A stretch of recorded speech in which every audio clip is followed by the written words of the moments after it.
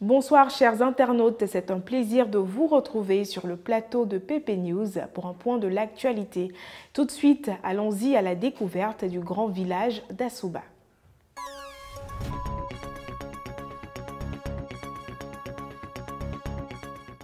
À quelques kilomètres d'Aboisseau est revenu à la vie un espace détente réputé pour ses boissons traditionnelles. Ango Essoa et son épouse ont réhabilité cet espace longtemps délaissé et livré aux intempéries. Dénommé le Grand Village, il abrite aujourd'hui une variété d'événements festifs, entre autres les mariages et les anniversaires. À quelques kilomètres d'Aboisseau, nous retrouvons le Grand Village, un espace plein air situé à Assouba. La spécialité de la maison, les boissons locales. Le bandji, le koutoukou et autres breuvages traditionnels coulent tout le temps à flot dans cette localité. Nous avons rencontré sur place Essoa Jacques, gérant du Grand Village. Le Grand Village est ouvert, ça fait plus de 4 à 5 mois, disons 5 mois que le Grand Village est ouvert. Nous sommes en nouvel partenariat, c'est-à-dire nous sommes nouveaux. Les types d'événements que nous accueillons ici sont plusieurs types d'événements à part la guerre. Voilà, tout ce qui est joyeux, c'est ouvert à tout moment. À tout moment, lundi, mardi, mercredi, jeudi, vendredi, samedi, dimanche. Voilà, parce que mon souhait c'est d'employer beaucoup, pour que ça bouge, pour que j'emploie beaucoup. Je l'ai croisé, je lui ai dit, ah chérie, quels sont tes projets? Elle m'a dit, ah mon mari, je veux faire un plein air. Il a dit, ah bon, tu veux faire un plein air? Bon, moi aussi, j'étais assis à quelque part chez moi dans mon village. Mais j'ai vu l'endroit, ça m'a plu. Bon, quand je venais, c'était fermé. Viens, on va se concerter et puis voir comment améliorer les choses. Situé sous les tecs, le Grand Village, pourtant si récent, a réussi à se faire une place de choix à Assouba. Azito est un beau petit village paisible du sud de la commune de Yopougon. Il est rendu célèbre pour abriter l'une des plus grandes centrales thermiques de Côte d'Ivoire. C'est aussi un port de plaisance qui est surtout l'une des principales voies d'accès à l'île Boulé et à la baie des Milliardaires. C'est sur cette partie de ce port que nous avons rencontré Stéphane dit Danger, Zagrebi Trazier Trésor ainsi que leurs amis. Leur rôle est de veiller sur les véhicules des voyageurs à la gare de Pinas d'Azito jusqu'à leur retour sur la rive. Azito est un beau petit village du sud de la commune de Yopougon. Il est aussi un port de plaisance qui est surtout l'une des principales voies d'accès à l'île Boulé et à la baie des Milliardaires.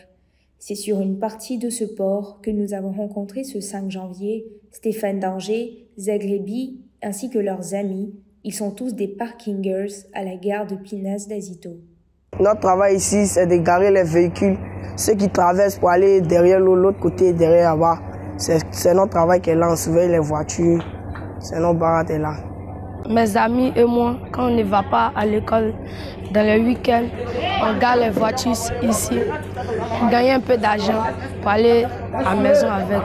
Tous des élèves, ces enfants exercent cette activité afin d'apporter leur aide à leurs différents parents. Mais la tâche n'est pas du tout aisée pour ces derniers qui font face à un groupe de plus âgés qui se fait appeler syndicat. L'année 2023 semble avoir commencé de la mauvaise manière pour les livreurs et autres détenteurs d'engins à 2 roues. Selon les informations recueillies, chez certains d'entre eux, ils seraient en ce début d'année sujets d'une traque policière. Si certains avaient pu obtenir tous les documents officiels, y compris la plaque d'immatriculation, ce n'est pourtant pas le cas pour d'autres qui détiennent à ce jour une plaque provisoire. Ces derniers subiraient des tracasseries policières. Je suis M. Youza Guifer, je suis le leader d'association des livreurs ici en Côte d'Ivoire. Voilà, et ces derniers temps, nous avons beaucoup de difficultés avec la police. Voilà, par rapport à la plaque que le ministère du Transport a posée sur les motos, dite plaque provisoire, où pour la plupart le délai d'expiration était le 31 décembre. Mais depuis le 1er janvier, franchement, nos livreurs sont emmerdés. Ils sont beaucoup emmerdés. Et à distance, on essaie d'intervenir. Pour ceux qui sont les plus compréhensifs, acceptent de laisser les livreurs. Mais pour ceux qui ne comprennent pas, vraiment, les livreurs sont obligés de payer, je dis bien de payer de l'argent avant de les laisser. Et ce qui est encore difficile dans ça, quand ils payent, il n'y a aucun papier qu'on donne au livreur pour qu'on dise qu'il a payé. Donc s'il y a 10 checkpoints dans la journée, le gars il va payer 10 fois. Alors, ce qu'on voulait dire aux autorités, ce n'est pas nous qui posons les plaques. Les plaques, ce n'est pas nous qui les posons. Même le gouvernement, le ministère du Transport n'a pas été fichu en 3 mois de poser les plaques définitives. Donc, ce n'est pas nous qui disent qu'il faut au moins une note de service, donner ça à la police pour qu'ils puissent nous laisser travailler tranquillement. C'est notre gagne-pain quotidien. C'est ce qu'on voulait dire. Vraiment, c'est difficile que vraiment les grandes oreilles écoutent ça et puis que ça soit résolu le plus tôt possible pour notre bonheur. Vraiment, merci beaucoup à vous. Ce reportage met un terme à votre web journal, mais avant de le clore définitivement, répondez correctement à cette question pour gagner 5 000 francs CFA de crédit d'appel. Quel est le nom du propriétaire du grand village d'Assouba? Merci d'avoir suivi PP News. À demain, même fidélité, même heure.